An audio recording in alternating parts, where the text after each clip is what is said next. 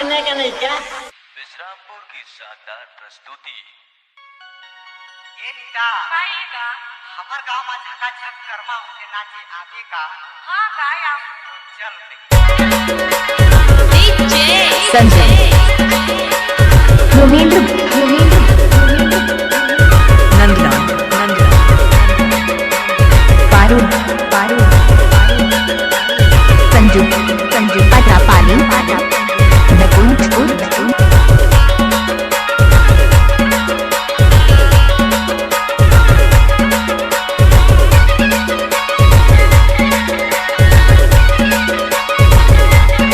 DJ Sanjay पत्रापाली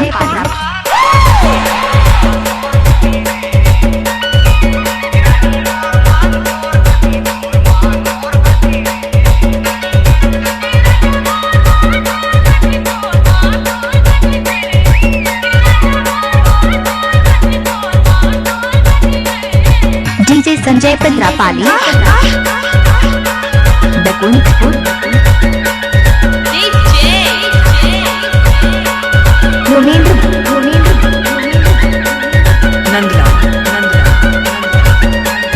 Parul Sanju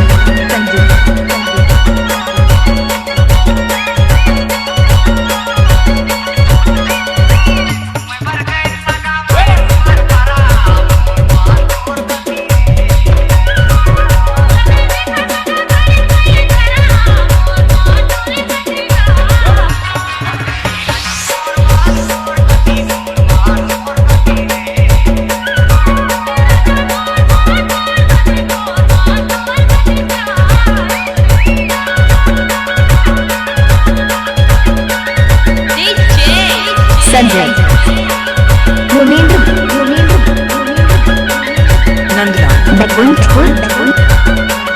Parul Sanju पत्रापाली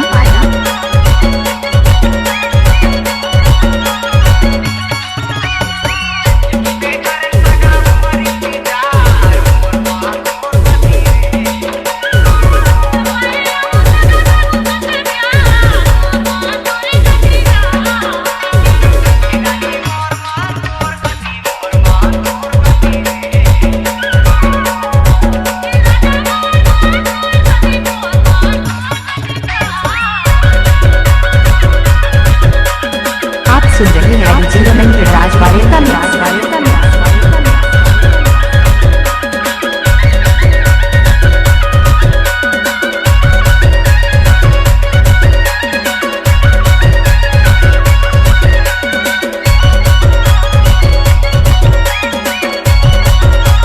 DJ Sanjay पत्रापाली